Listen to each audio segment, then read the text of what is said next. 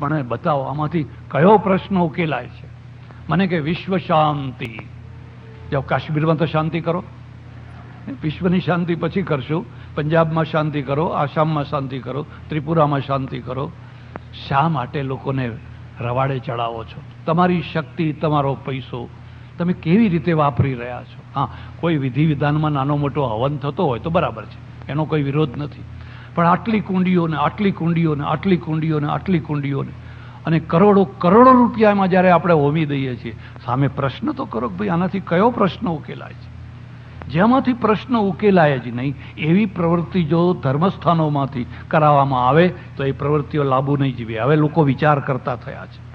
આવો જ એક યજ્ઞ શિહોરમાં થયેલો, તમને કોઈને ખબર હોય કે ના હોય, ભાવનગરની પાસે શિહોર 20-25 વર્ષ પહેલાં થયેલો.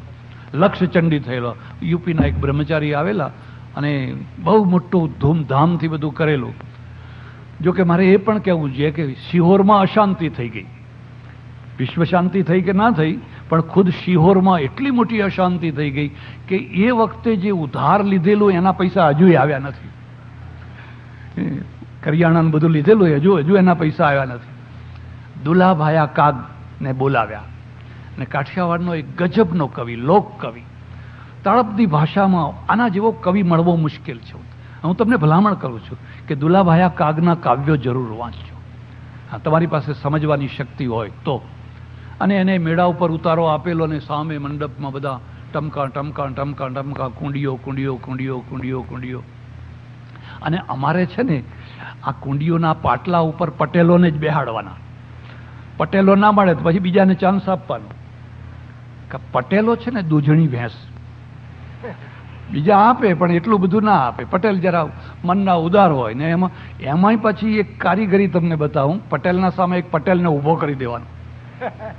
બસ આ પાટલા ઉપર તો હું જ બેસીશ, પેલો કે ના હું બેસીશ, બસ આપ ચડાવો છો.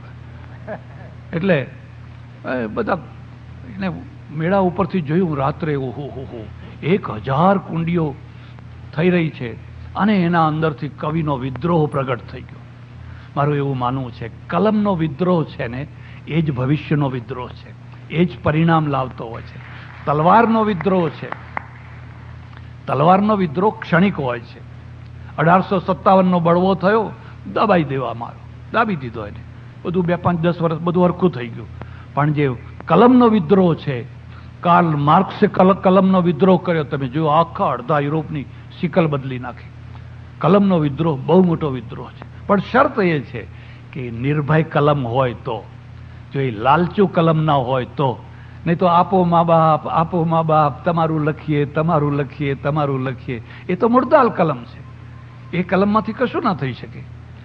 એટલે દુલાભાયા કાગ છે ને એના અંદરનો જે મન્યુ છે, પ્રકોપ છે ને, પ્રકોપ ફૂટી નીકળ્યો અને એને એ વખતે એક કવિતા રચી, બહુ સુંદર કવિતા રચી છે. ઈ ભાંડું હજારો ગામડિયા, ઈ પેલા આદિવાસી, ઈ ભાંડું હજારો ગામડિયા જે જન્મતા રોગના ભોગ બન્યા. જે જન્મતા જ બિચારા એમની પ્રસૂતિમાં જ બધા રોગો શરૂ થાય. એના આંગણે કોઈના વૈદ્ય ગયા, કોઈ વૈદ્ય એના આંગણે ના ગયો. જે અકાળે મૃત્યુને શરણ થયા અને અકાળે બિચારા મરી ગયા. બધા કેટલા આપણા ભાઈઓ એ બધા મરી ગયા. અને હવે આ લાખો દુઃખ દર્દ તો કોઈએ પૂછ્યા જ નહીં.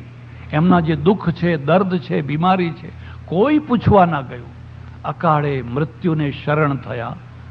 લાખો યજ્ઞ તણા ભડકે ભડકે. આજે લાખો યજ્ઞના ભડકા થઈ રહ્યા છે. પેલા દીનજનોની ચિતા સળગે, પેલા દીનજનોની ચિતા સળગે. મને આ ભડકાઓમાં પેલા ગરીબ માણસોની ચિતા દેખાય છે. આ પ્રકોપ છે. અને એટલે આપણે પ્રવૃત્તિ શું કરી અને પ્રવૃત્તિમાંથી કયો પ્રશ્ન ઉકેલાયો? ચાલો બીજી પ્રવૃત્તિ કરી, બધી ઘણી પ્રવૃત્તિઓ કરી. તમે જોજો, હું તમારો તો એક જ પ્રશ્ન છે કે જ્યારે પણ કોઈ પ્રવૃત્તિ કરો સામે પ્રશ્ન પૂછો, આનાથી કયો પ્રશ્ન ઉકેલાય છે? સમાજનો, રાષ્ટ્રનો, દેશનો, માનવતાનો કયો પ્રશ્ન ઉકેલાય છે? અને જો કોઈ પ્રશ્ન ન ઉકેલાતો હોય અને કરોડોના ધુમાડો થતો હોય તો હું સમજુ છું કે એનો કોઈ અર્થ નથી અને એને હવે જલ્દીથી પરિવર્તન કરવું જોઈએ. ત્યારે શું કરવું જોઈએ? એક પહેલું પરિવર્તન તો એ છે કે લોકોના પ્રશ્નો ઉકેલાય. અને પ્રશ્નો શું ઉકેલાય? આ બ્લડ બેંક છે, લોકોને બ્લડ જોઈએ છે, અને બ્લડ હવે બહુ મોંઘું થઈ ગયું. સરકારે નવા નવા ટેસ્ટો ઉમેર્યાની જરૂરી હતા, એ ટેસ્ટો કરવા જરૂરી હતા. HIV છે કે નહીં, ફલાણું છે કે નહીં, એટલે એ બધા ટેસ્ટોમાં હું માનું છું 500-600 રૂપિયા બધા થઈને પણ છતાં મેં હમણાં હું ઘણીવાર બોટલો અપાવું લોકોને, 600 રૂપિયા લે છે. તો હવે વધારે લેતા હોય, જે હોય ભગવાન જાણે. પણ એ ટેસ્ટના કારણે પહેલાં જેટલું બ્લડ હવે સસ્તું રહ્યું નહીં. બ્લડ આપવું જરૂરી છે. એટલે આનો પ્રચાર થાય, આનો પ્રચાર થાય. બ્લડ આપો, બ્લડ આપો, બ્લડ આપો.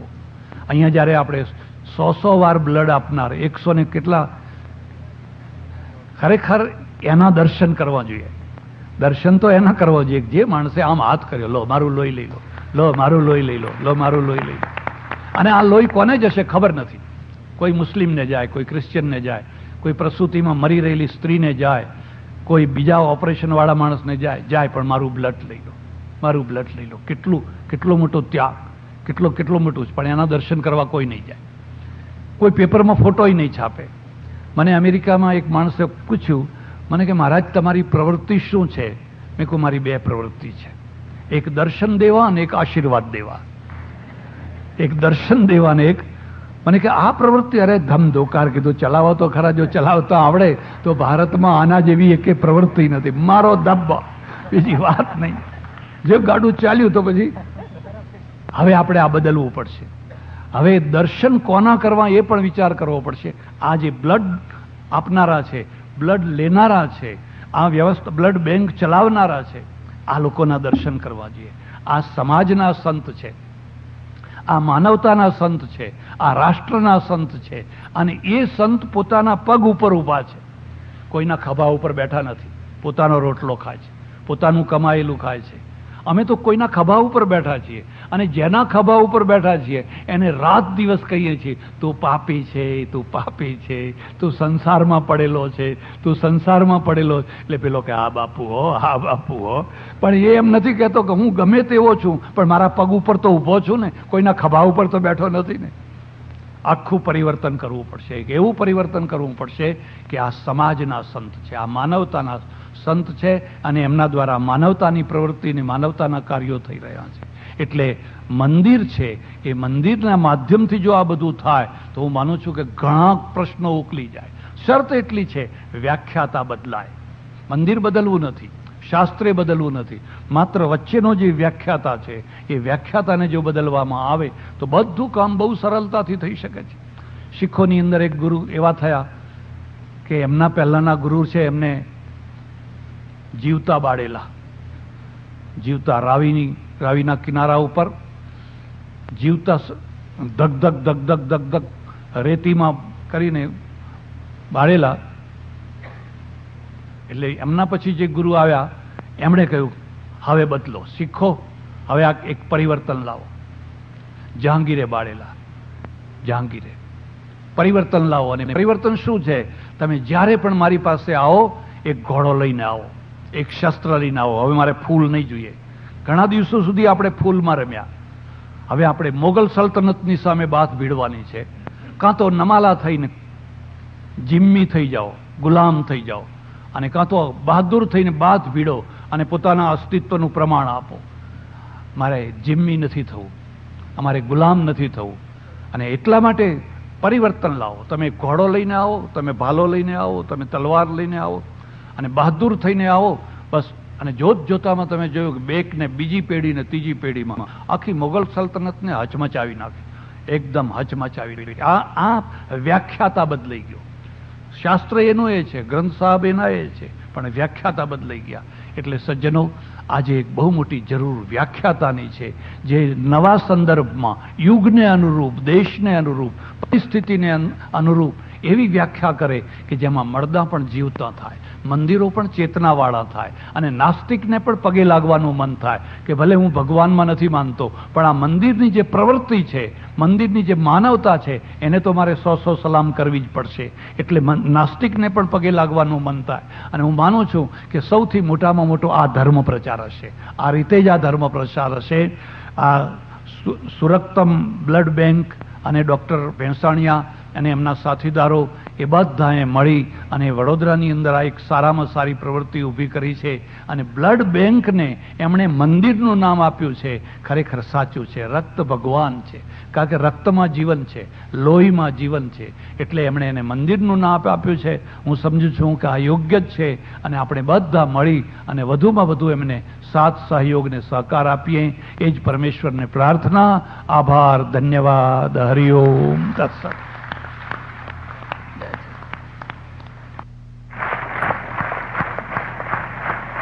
મળેલું છે મને શ્રી રામજીભાઈ દેવજી વરસાણી તરફથી આ સંસ્થાને પણ 1 કરોડ દાન મળેલું છે. માનનીય વડીલ શ્રી દર્શનભાઈ ભીમજી કંપની તરફથી આ સંસ્થાને રૂપિયા 1 કરોડથી ઉપર દાન મળેલા છે. આવા 5 કરોડપતિઓ આ સંસ્થાને દાન આપેલા છે.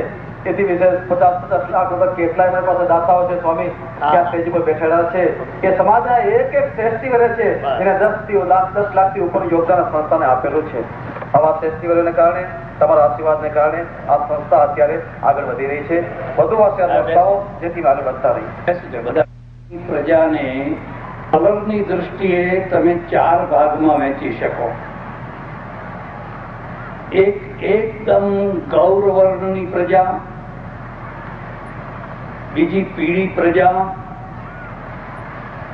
ત્રીજી ઘઉં વર્ણની પ્રજા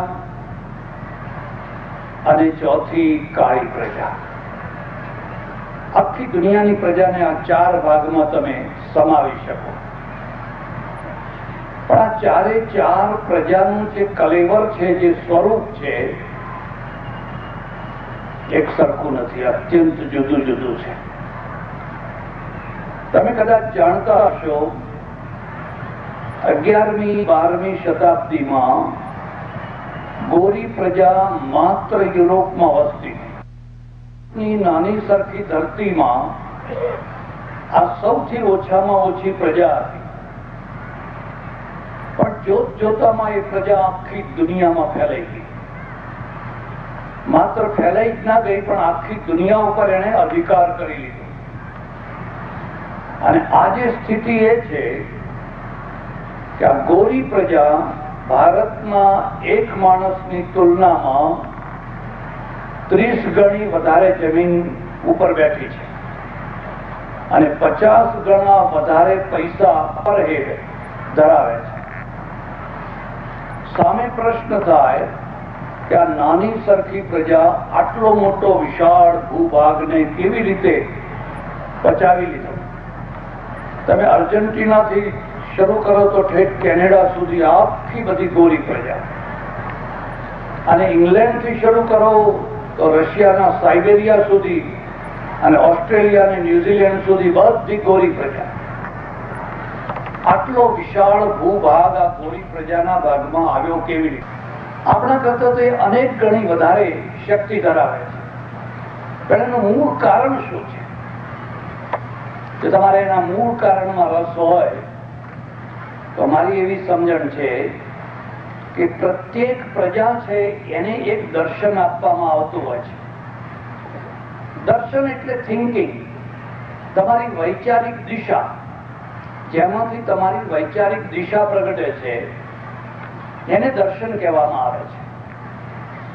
એ દર્શન એને કેવું મળેલું છે? એક પહેલું કારણ છે. બીજું કારણ છે એ પ્રજાની પાસે મોરલ કેવું છે. અને ત્રીજું કારણ છે એ પ્રજાની પાસે નવામાં નવું અત્યંત નવું જ્ઞાન કેવું છે. આ 3 તત્વોનો જો તમે વિચાર કરો તો તમને ખ્યાલ આવશે કે આ ગોરી પ્રજા આખી દુનિયા ઉપર કેવી રીતે છવાઈ ગઈ અને જોત જોતામાં એને આખી દુનિયાને પોતાની મુઠ્ઠીમાં કેવી રીતે કરી લીધી.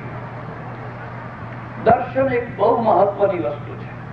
જો કે વચ્ચે એક બીજી વાત પણ કહી દઉં, તમને ગમે કે ના ગમે, પણ એક થિંકિંગ એવું છે કે બુદ્ધિ, વ્યક્તિત્વ અને આખું સ્વરૂપ છે એક કલરને આધીન છે. હું એમાં પૂરેપૂરો સંમત નથી, પણ એક પ્રકારનું એવું પણ થિંકિંગ છે કે ચામડીનો જે કલર છે, ભલે આપણે કહેવા માટે કહીએ કે ભગવાનના બનાવેલા માણસો બધા એક સરખા છે, તો વાત બરાબર છે, પણ કેટલાક લોકોનું એવું માનવું છે કે જે તમારું નોલેજ છે, બુદ્ધિ છે, તમારી જે પ્રવૃત્તિ છે, આ બધું તમારી સ્કિનના સાથે જોડાયેલું છે. વિવાદાસ્પદ વાત છે એટલે એની વધારે ચર્ચા નહીં કરો. પણ મારે એટલું તો આપને કહેવાનું છે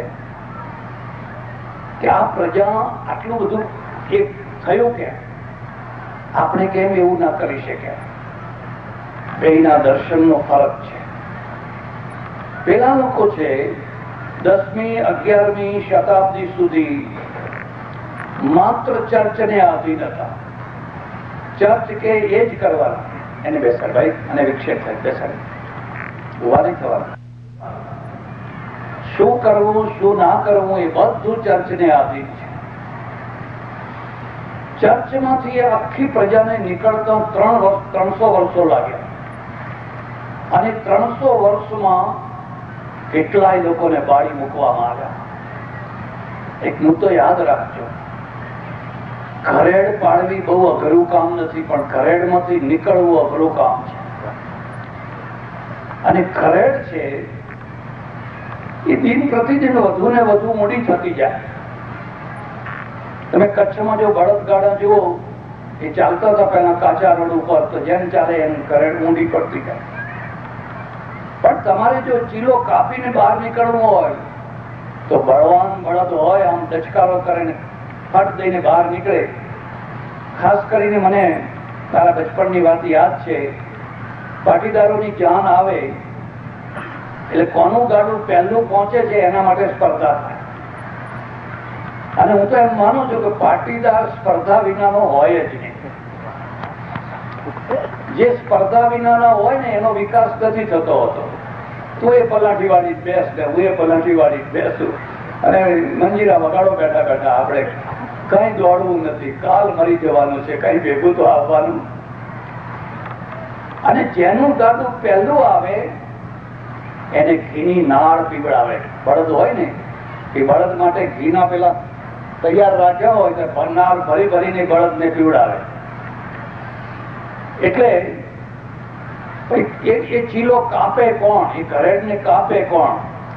તમારી પાસે રેંજી પેંજી બળદિયા હોય, ધક્કો મારો પડી જાય, એનું કામ નહીં. એ ચીલો ના કાપી શકે. એ 1000 વર્ષ ચલાવો તો એ ચીલે ચીલે જ ચાલવાના છે. એટલે 300 વર્ષ સુધી આ ગોરી પ્રજા છે. એ ગોરી પ્રજાએ ચીલો કાપવા માટે એટલો મોટો પુરુષાર્થ કર્યો. એમાં કેટલા ગુરુનો મળ્યા, મરી બાળી મૂક્યા એમને. કેટલા ગેલીલીઓ, બીજા કેટલા પાદરીઓ. મારે ઇટાલીનું એક મોટું શહેર છે મિલાનો. મારે 2 વાર જવાનું થયું. બળદને ડાબલા કાઢી નાખો તો એ ચક્કર ફરી ન શકે. અમે બધા ડાબલા પહેરેલા હતા, તમને ઓળખી ન શકે. અમને માફ કરજો. મને બહુ સારું લાગ્યું. ચાલો મોડે તો મોડે, પણ મોડે તમે ઓળખ્યા તો ખરા. ભારતની આ એક ખાસિયત છે. ભારત છે એ ભૂતકાળને પૂજે છે, વર્તમાનને નથી પૂજતો. વર્તમાનમાં આડંબરને પૂજે છે. તમે જેટલા આડંબર વધારે કરો એટલી પૂજા વધારે થાય. અને વર્તમાનમાં જો આડંબર પૂજાતો હોય તેનું ભવિષ્ય કેવું હોય. આવા એક ફંક્શનમાં જવાનું થયેલું, શિક્ષણનું હતું, અને એક બહેન છે બહુ સુંદર ગળું ને એટલું સુંદર ગાય. એને પ્રાર્થનામાં નરસિંહ મહેતાનું ભજન ગાયું, ઊંચી મેળી તે મારા સંતની રે. એટલું સુંદર. અને ગાનારે કંઈક ગાયું.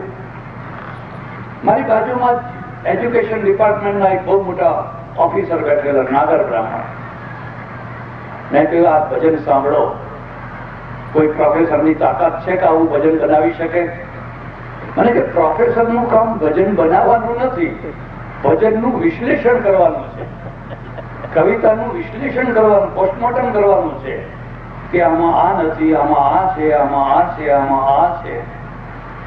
પેલો સર્જક છે, નિર્માતા છે, તો સૃષ્ટિની રચના કરે છે. પણ પછી મને ધીરે ધીરે કહે છે, પણ સ્વામીજી તમને ખબર છે આ ભજન રચનારો અમારો નાગર છે, નાગર. મેં કહ્યું હા, એ વાત તો સાચી, તમારો નાગર છે. પણ જયારે જીવતો હતો ત્યારે તમે બધા એની છાતી ઉપર મગ દળ્યા હતા. એને નાથ બહાર મૂક્યો હતો ને ગામ બહાર કાઢ્યો હતો. અને 400 વર્ષ પછી હવે તમે કહો છો એ અમારો નાગર છે, નાગર છે.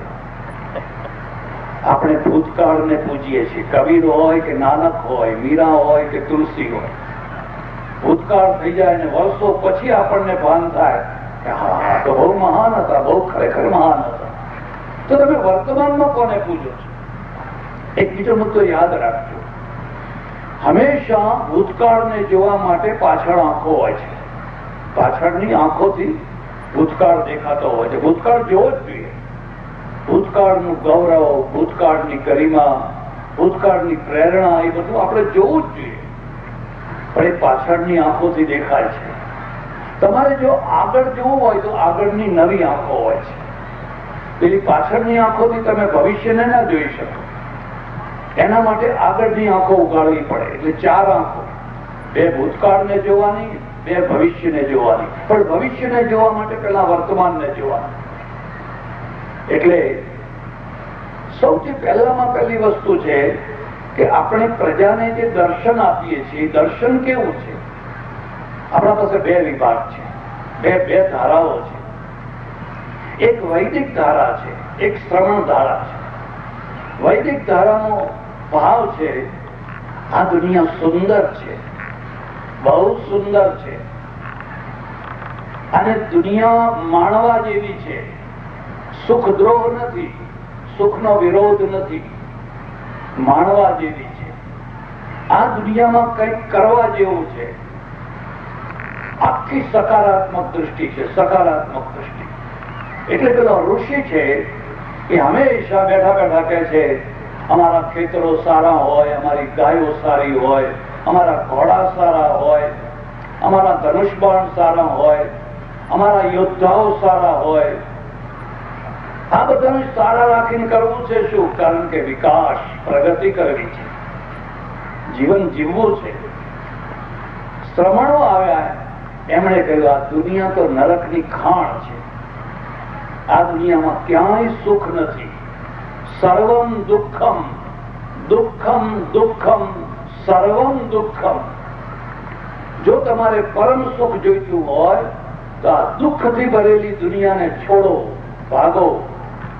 દીક્ષા લઈ લો, દીક્ષા લઈ લો, દીક્ષા લઈ લો. આમાં તો ક્યાંય સુખ નથી. અને સૌથી વધારેમાં વધારે દુઃખના 2 કેન્દ્રો છે. એક સ્ત્રી છે ને એક પૈસો છે. અને આ 2 માટે લોકો મરે છે. માટે આ 2થી તમે ભાગો. 2ના દર્શનમાં કેટલું મોટું અંતર છે. પેલો ઋષિ કહે છે ના, સ્ત્રીથી ભાગશો નહીં. માફ કરજો, મારા શ્રી બેઠા છે, પણ પેલા કરોડના દાતાના ધર્મપત્નીને મેં એટલા માટે બોલાવ્યા કે જ્યારે તમે કોઈનું પણ બહુમાન કરો, એની પત્નીની સાથે એનું બહુમાન કરો. એની પત્નીની સાથે એનું બહુમાન કરો. એમાં તમને ફાયદો છે. કારણ કે પેલા પુશિંગ કરશે તો તમને મળશે, બાકી જો એક આડી થઈ તો પૈસોય નહીં મળે. એને પણ એમ રહેવું છે કે હા મારા પતિ, મારા પતિ, મારા પતિ કેટલું મોટું દાન આપ્યું અને હું પણ એમાં સહભાગી છું. બધી જ પત્ની જો જેના પણ બહુમાન કરો, બધાનું એટલું માન આપવું જોઈએ. મારે એક ઓળખીતા પટેલ છે, તમે શું વાત કરો, અમેરિકામાં રહે અને એમના પિતા મારી પાસે બહુ આવે. પાઘડી બાંધી હોય, ધોતી પહેરી હોય. પછી એક વાર મને કે મહારાજ, મેં પૂછ્યું કે 10-15 દિવસ તમે અમારા ગોળમાં પ્રવચનો ના કરો? મેં કહ્યું કેમ? એમ કે તમારા પ્રવચનોની જરૂર અમારા ગોળમાં જ છે. છે શું કહો તો ખરા, મને કારણ શું છે? લેવા પટેલ મને કે અમારા આખા ગોળમાં સૌથી પહેલા મેં મારી દીકરીને MBBS ડોક્ટર બનાવી. પણ આખા ગોળમાં કોઈ ડોક્ટર જ નહીં. હવે પરણાવવી ક્યાં?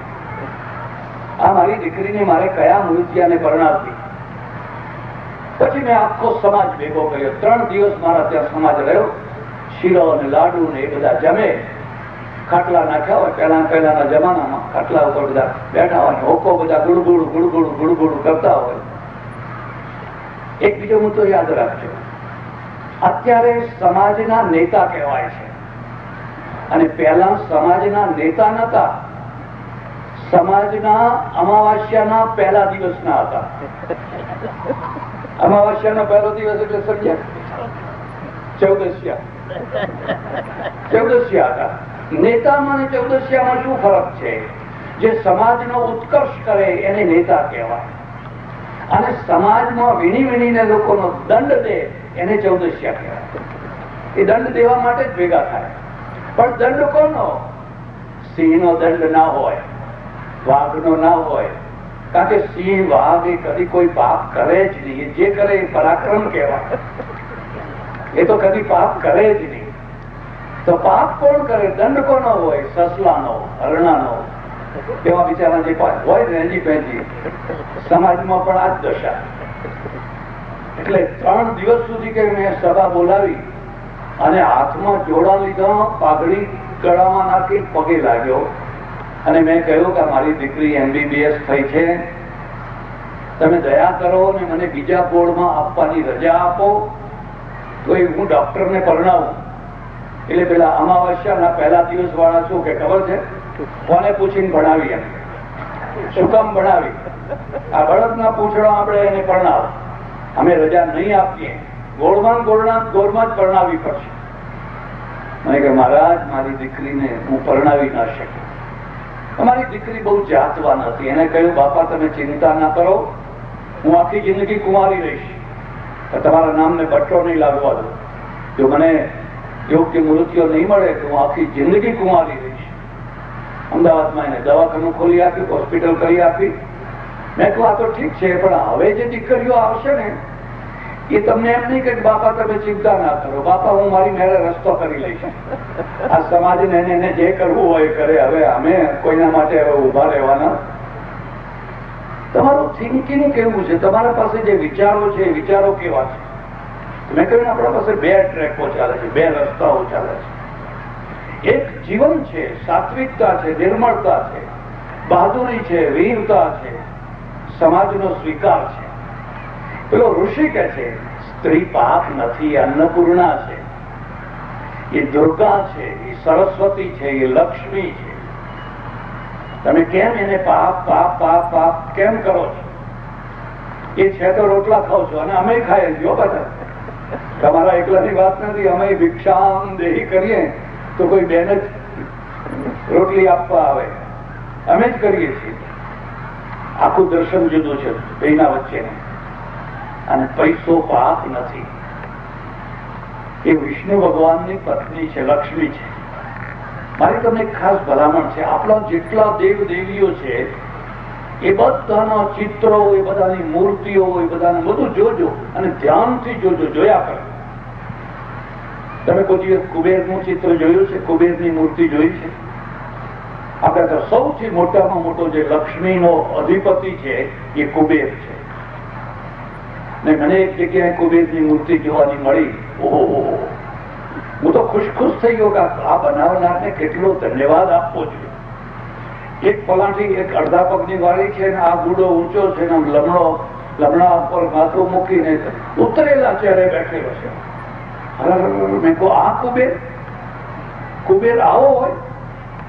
અને પછી લાઈટ થઈ. ઓહો, પૈસો કદી પણ ચિંતા વિનાનો હોય છે. અને રાજસત્તા કે કોઈ પણ ગાદી છે એ કદી ખટપટ વિનાની ના હોય.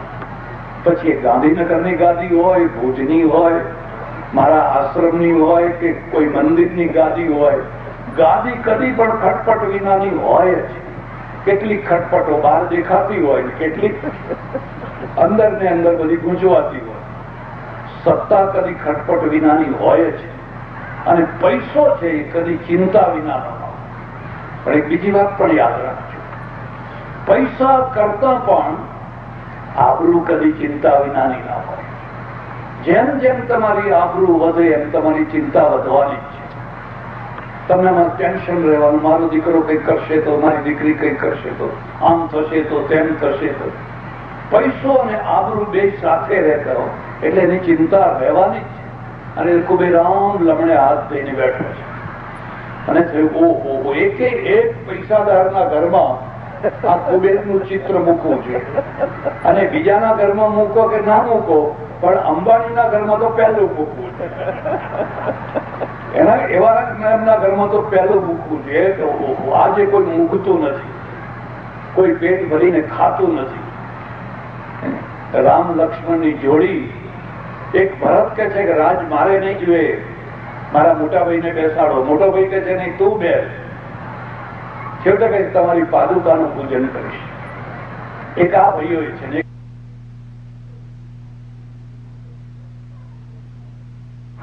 છેવટે કઈ તમારી પાદુકાનું પૂજન કરીશ. એક આ ભાઈઓ છે ને, એક આ ભાઈઓ પણ છે. એટલે અમારા શાસ્ત્રમાં એવું કહ્યું છે, પહેલી પેઢી છે ને, એ પહેલી પેઢી તપસ્યા કરે. કચ્છના પાટીદારોએ કઈ તપ કર્યું છે, કઈ તપ કર્યું છે. તમે તમારા ત્રીજી ચોથી પેઢીના માણસોને જુઓ, નથી દિવસ જોયો, નથી રાત જોઈ, મહેનત મહેનત મહેનત ને મહેનત. અને વેઠ કરવી પડે, દરબારોની, રાજાઓની, નવાબોની, ફલાણાની વેઠ કરવી પડે. ઘરના રોટલા બાંધીને જવું પડે. પહેલી પેઢી તપસ્યા કરે. બીજી પેઢી છે એ પરિણામ ભોગવે. એની તપસ્યાના પરિણામ બીજી પેઢી ભોગવે. જે પહેલી પેઢી આફ્રિકા ગયેલી અને પૂછજો ત્યાં શું દશા હતી. નાવાનું પાણી ના મળે, ખાવાનું ના મળે. એક જીવડું એવું પગમાં નખમાં પેસી જાય તો માણસ મરી, બ્લેક વોટરનો રોગ થાય, માણસ મરી જાય. ઓહો, 10-10 વર્ષ સુધી બૈરા છોકરાનું મોડું જોવાનું ના મળે. એટલી બધી તપસ્યા, એટલી બધી વિપત્તિમાં પહેલી પેઢી રહી. બીજી પેઢીને એની ખબર નથી. એને તો તરત જ બધું ભોગ, તરત જ ઐશ્વર્ય પ્રાપ્ત થઈ ગયું. ત્રીજી પેઢી છે એ પછી એને ઉડાવવા લાગે. બસ ઉડાવો જ ઉડાવો, ઉડાવો જ ઉડાવો. અને ચોથી પેઢી પછી ભીખ માગતી થઈ ગયા. આપજો મા બાપ, આપજો મા બાપ. અને પછી લોકોને વાત કરે, અમારે ઘરમાં મર્સિડીઝ હતી પણ ગઈ ક્યાં? કોણે કાઢી મૂકી? અરે હતી તો હતી, પણ હવે કેમ નથી? તમારી ઈચ્છા હોય તો કોઈ વાર લખનઉ જજો. અને લખનઉમાં હવે તો નથી રહી ઘોડાગાડીઓ, પણ પહેલા હતી ઘોડાગાડીઓ. એ કોઈ ઘોડાગાડીના એમાં બેસજો ને, ઘોડાગાડી વાળાને પૂછજો કે મિયા સાહેબ આપકે વાલી ક્યાં કરતે છે? એટલે તમારા પિતાશ્રી, એના પિતાશ્રી શું કરતા હતા? કે અમારે પિતાશ્રી નવાબ છે, લખનઉ કે નવાબ છે. એટલે આ લખનઉના નવાબના છોકરાઓ ઘોડાગાડી ચલાવે છે. કેમ ચલાવે છે? કારણ કે તપસ્યા વિનાનો પૈસો સાચવતા ના આવડ્યો, વાપરતા ના આવડ્યો, ઉડાવતા આવડ્યો. ઉડાવ ઉડાવ ઉડાવ ઉડાવ કર્યું. ઇલાહાબાદમાં એવા અમારે ત્યાં અમે બધા ફરી ફરીને લોકો કહીએ છીએ, ભાઈ તમારા ઘરમાં થોડી કે ધાર્મિકતા રાખો. જો થોડા ધાર્મિકના સંસ્કાર નહીં હોય અને નાસ્તિક થઈ જશો તો રોડ આમ ઢાળ ઉપર દોડવાનું છે, પછી દોડવાનું છે. અને દોડ્યા પછી બ્રેક નથી કે તમે વચ્ચે ઉભા રહી શકો, એવી કોઈ બ્રેક નથી. જેના ઘરમાં થોડા કે ધાર્મિક સંસ્કાર હશે. પરદેશમાં આપણા ભાઈઓ સુખી કેમ છે? 2 પૈસે કેમ સુખી છે? પેલા ગોરા માણસને $2 $5 જોતા હોય તો ઇન્ડિયનો પાસે માગે, કારણ કે ઇન્ડિયનોની પાસે હોય, એમની પાસે ના હોય. એ તો 2 દિવસમાં પૂરા કરી નાખે. પણ ઇન્ડિયનો પાસે કેમ હોય? કારણ કે ઇન્ડિયનોની અંદર ધાર્મિકતા છે. અને ધાર્મિકતાએ એમને અનેક દૂષણોમાંથી બચાવી લીધા છે. જો એ ધાર્મિકતા ના હોત તો જો એમાં દૂષણો છે, એટલા જ દૂષણો કરતા વધારે પણ આપણામાં દૂષણો આવી ગયા હોય. આટલા માટે આ કહેવું પડે. એટલે પહેલો મુદ્દો એ છે, લક્ષ્મીને આપણે પાપ નથી માનતા. આ લક્ષ્મીના કારણે આ બધી સંસ્થાઓ ઉભી થઈ શકે છે. એ લક્ષ્મીના કારણે કોઈ વિધવાને તમે સાડી આપી શકો છો, કોઈ વિદ્યાર્થીને સ્કોલરશીપ આપી શકો, કોઈને 2 ગોળીઓની દવા આપી શકો છો. એ તો શક્તિ છે, ભગવાન વિષ્ણુની મહાશક્તિ છે. અને તમારે ધ્યાનથી જોજો, તમારા ઘરમાં ચિત્ર હોય તો લક્ષ્મીજી કમળમાં ઉભા છે અને 2 સફેદ હાથીઓ કળશ ઢોળ્યા કરે છે, અભિષેક કર્યા જ કરે છે. જય હો, જય હો, જય હો. જયારે જુઓ ત્યારે કળશ ઢોળ્યા કરે છે. કોઈ વિચાર કરજો કે આ શું કહેવા માંગે છે. તમે કોઈ વાર વિચાર કર્યા? મેં તો કોઈ દાડો સફેદ હાથી જોયા નથી. હા, મને હમણાં થોડાક લોકોએ કહ્યું કે આપણા ત્યાં હવે બહુ સફેદ હાથીઓ થવા માંડ્યા છે, બહુ જ સફેદ હાથીઓ થવા માંડ્યા છે. કોઈ નિકાસ કરો, અને એ નિકાસ કરાય એવા ચોંટી પડ્યા છે. જે ખુરશી પર બેઠા છે ને એ ખુરશીને જ ચોંટી ગયા. સફેદ હાથીનો અર્થ છે યશ અને કીર્તિ. યશ થી વધારે કઈ સફેદ નથી, કીર્તિ થી વધારે કશું ધોળું નથી. તમે ગમે એટલો ટીનો પર નાખીને ફરતા હો ને કપડાની સફેદી કઈ નથી, પણ તમારો જે જેકાર થાય છે એ જ સફેદી છે. એ તો સફેદ હાથી છે, અને લક્ષ્મીના દ્વારા થાય છે. એ કળશ જોડે છે. 1 કરોડ રૂપિયા, 50 લાખ રૂપિયા, 2 કરોડ, 10 કરોડ, 5 કરોડ, 1 લાખ, જેની શક્તિ પ્રમાણે આ સફેદ હાથી છે. અને એનો અભિષેક થાય એટલે લક્ષ્મીજી છે, એ લક્ષ્મીજીના દ્વારા અભિષેક થઈ રહ્યો છે ઉપર એમના ઉપર. એક કીર્તિ છે. આ બેનો ફરક સમજજો.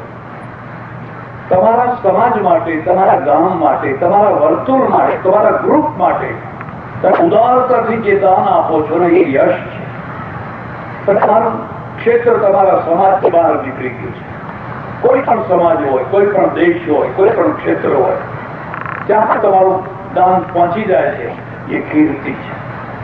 કોઈ વાર યાત્રા કરવા નીકળજો તો 2 વસ્તુઓ ધ્યાનથી કરો. એક તો બિરલા શેઠના મંદિરો.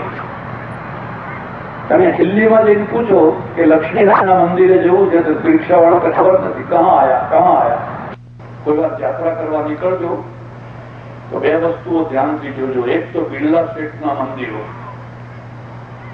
તમે દિલ્હીમાં જઈને પૂછો કે લક્ષ્મીનારાયણના મંદિરે જવું છે તો રિક્ષાવાળો કે ખબર નથી, કહા આયા.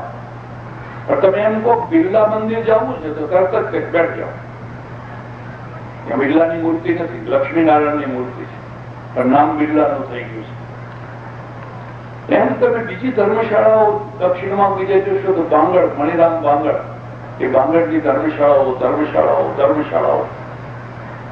આ 2 મારવાડી શેઠોને મનમાં થયું અમારી મિલ જેવા કોઈ નહીં આવે, અમારા બંગલા જેવા કોઈ નહીં આવે, અને બંગલા જેવા આવે તો કોણ બેસવા દે?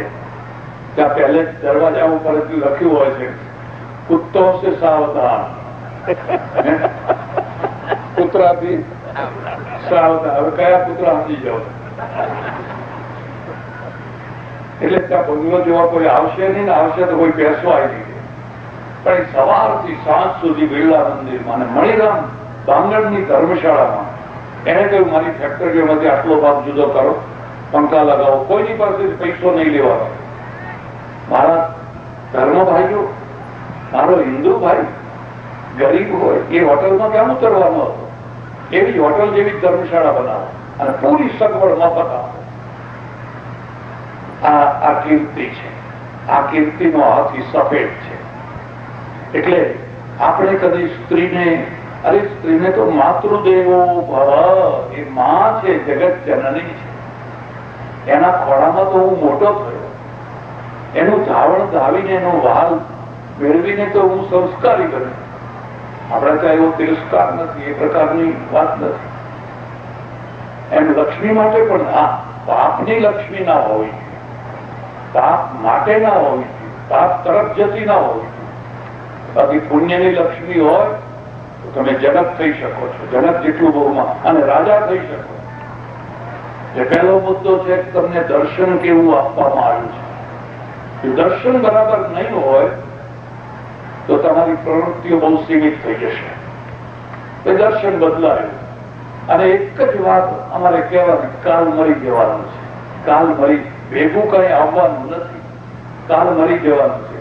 એટલે ભાઈ વાતમાં એ જ વાત કરો, જીવો ત્યાં સુધી કઈક કરી બતાવો. તમે જ્યાં સુધી જો એવું જ હોય તો જ્યાં સુધી જીવો છો ત્યાં સુધી કઈક કામ કરી બતાવો. અને કોઈ વાર વિચાર કર્યો કે ભગવાન જો રજા આપે તો તમારું જે હોય લઈને તમને જવાની છૂટ છે. નથી આવતું લઈ જાઓ. આ વહુઓ દીકરાઓ લઈ જવા દે ખરા? જ્યાં ખબર પડે કે આ બાપ હવે આપણા બાપા મરવાના છે એટલે બધા સાવધાન થઈ જાય. જોજો કોઈ વસ્તુ લઈ ના જાય, જોજો કોઈ વસ્તુ ના અડે નહીં. એ નથી આવતું એ જ બરાબર છે. એ નકારાત્મક દર્શન છે, નકારાત્મક દર્શન. જો આ જ વાત હોય તો હવે જેટલી ટૂંકી જિંદગી છે એમાં કંઈક કરી છે, કંઈક કરી છે. કેમ આપણે વાસ્કોડી ગામા પેદા કેમ ના કરી શકે? કોલંબસ કેમ પેદા ના કરી શકે? 2 વર્ષ ઉપર મારે ઓસ્ટ્રેલિયા અને ન્યુઝીલેન્ડ જવાનું થયું. એનું પુસ્તક છે, વાંચવું હોય તો જોજો, વાંચજો. આવડો મોટો 3 ભારત થાય એવો મોટો ઓસ્ટ્રેલિયા દેશ બિલકુલ ખાલી પડેલો. હવેલી જેમાં જેટાના માણસો થોડા નહીં જેવા, એ તો બિચારા હાવ જંગલી હતા. ન્યુઝીલેન્ડ ખાલી પડ્યો હતો, માવલી લોકો. અને પેલો જેમ્સ કુક છે, ઇંગ્લેન્ડમાંથી નીકળ્યો જેમ્સ કુક, અને એને આખી દુનિયાનું ચક્કર લગાવતા લગાવતા એને ઓસ્ટ્રેલિયા ખોળી કાઢ્યું, ન્યુઝીલેન્ડ ખોળી, બીજા ઘણા દેશો ખોળી કાઢ્યા. અને પછી બ્રિટનની સરકારે બધા કેદીઓને મોકલ્યા ત્યાં. 1700 કેદીઓને મોકલ્યા. તે પેલા કાળા પાણી વાળા એની કેદીઓને ઓસ્ટ્રેલિયા દેશને આખો. આજે જુઓ તો એટલી સમૃદ્ધિ, એટલી સમૃદ્ધિ. મને કહેવામાં આવ્યું કે અહીંયા કોઈ અપરાધ નથી થતો. ક્રાઇમ રેશિયો 0, ક્રાઇમ રેશિયો બિલકુલ છે. કેમ એમ? મને કે ક્રાઇમ થતો જ નથી, ક્રાઇમના કારણો જ નથી. ક્રાઇમના 2 કારણો છે, એક પૈસાની ભૂખ અને એક સેક્સની ભૂખ. જ્યાં 2 ભૂખો હશે તમે કરોડ પ્રયત્ન પણ ક્રાઇમને રોકી નહીં શકો. તમારે જો ક્રાઇમ અટકાવવો હોય તો આ 2 ભૂખો થી માણસોને મુક્તિ અપાય. મને કઈ કોઈ બેકાર નથી.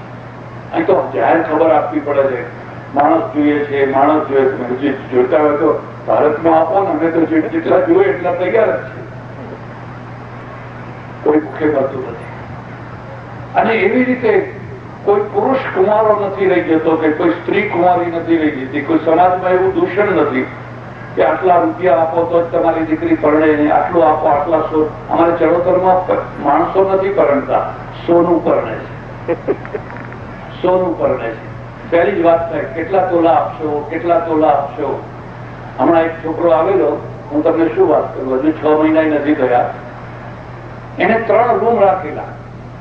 એ 3 રૂમમાં દીકરીઓના બાપોને બેસાડે અને પછી સોદો કરે. બોલો તમે કેટલા, તમે કેટલા, તમે કેટલા, એકબીજાને ખબર ના પડે. છેવટે એને 25 લાખ રૂપિયાનો સોદો બતાવે. 25 લાખ રૂપિયા, સોનું જુદું. મળવાનું થયું. મેં કહ્યું 25 લાખ રૂપિયા ત્યાં આપ્યા તારી દીકરી પરણાવવા માટે, તો અહીં કોઈ ગુરુત્વ જ નતો મૂકો. એને 25 લાખ આપવા હતા. મને કે ના સ્વામીજી તમે સમજો નહીં. એનું સમજાવો ત્યાં. મને કે અત્યારે ઇલીગલ જો કોઈને અમેરિકા મોકલવા હોય તો 20 લાખનો ભાવ ચાલે છે, 20-25 નો ચાલે છે. એની જગ્યાએ આ લીગલ જશે, આ લીગલ જશે ને પછી મારું આખું ઘર જશે. મને કે ફાયદો જ ફાયદો છે, આમાં કઈ નુકસાન નથી, માણસની મહત્તા નથી. અને જેવી રીતે તમે વધારેમાં વધારે આવા રિવાજો ઉભા કરો, ક્રાઇમ થવાનો છે, ક્રાઇમ થવાનો છે. તમારે ક્રાઇમ ના કરવો હોય તો આ 2 દૂષણો છે, આ 2 પ્રશ્નો છે, એને સોલ્વ કરો. 2 પ્રશ્નો સોલ્વ થયા એટલે બધું સોલ્વ થઈ ગયું. એટલે એક ઋષિ ચિંતન છે, અને ઋષિ ચિંતન ની અંદર સમાજ સંસારનો સ્વીકાર છે. ઋષિ પોતે પરણેલા છે, એને બાળકો છે, પત્ની છે. કોઈ ત્યાગ નથી કરતા, કોઈને એમ નથી કરતા, કોઈનો તિરસ્કાર નથી કરે. અડધી રાતે સુતેલી પત્નીને મૂકી, છોકરાને મૂકીને ઋષિ નાહી ગયા હોય એવું બનતું નથી. એ પૂરેપૂરી જવાતું અડધો અંગ છે, અને મારો ભાર છે અડધો તારા ઉપર છે. હું તમને એક ભલામણ કરું છું, કોઈ વાર અજંટા ગુફા જોવા જજો. અજંટા ને એલોરા ખાસ જોવા, એમને નહીં, દૃષ્ટિ લઈને જજો. નહીં તો લે દેવ ચોખા, લે દેવ ચોખા, લે દેવ ચોખા. અરગસ્યું બધી યાત્રા કરીને આવે એટલે હું પૂછું ક્યાં ક્યાં જઈ આવ્યા, કે ચોપડી લખ્યું છે, વાંચી લીધું. એમ કે હવે એને કશી ખબર ના હોય કે રામેશ્વર શું છે, કે કન્યાકુમારી શું છે, કે લે દેવ ચોખા, લે દેવ ચોખા. એક ગુફા, અને આ ગુફાઓ વૃક્ષોની બનાવેલી છે. એક ગુફા છે, એ ગુફામાં બીમ છે. અને ભીમના છેડે જે પેલી ખૂબીઓ આપેલી છે ભીમનો ભાર ઉપાડવા માટે, બે સ્ત્રીઓ છે, બે સ્ત્રી, પતિ પત્ની, પુરુષ ને સ્ત્રી બે છે, હસી રહ્યા છે, કિલ્લોલ કરી રહ્યા છે. એવો ગાઈડ મને કે છે, મને કે સ્વામીજી જુઓ, આ પતિ પત્ની બંને મળીને સમાજનો, સંસારનો ભાર ઉપાડે છે, હસતા હસતા ઉપાડે છે, રમતા રમતા ઉપાડે છે. પછી ભીમના બીજા છેડે લઈ જાય છે, અલ મસ્ત પુરુષ છે, પણ પરસેવો પરસેવો થઈ ગયો છે. આનો મિનિંગ શું છે? મને કહા એકલો ઉપાડે છે, પહેલવાન જેવો છે પણ એકલો ઉપાડે છે તો પરસેવો પરસેવો થઈ ગયો છે. ઓહો, મેં કહું કેટલી મોટી પ્રેરણા છે, કેટલો મોટો બોધપાઠ છે આ તો.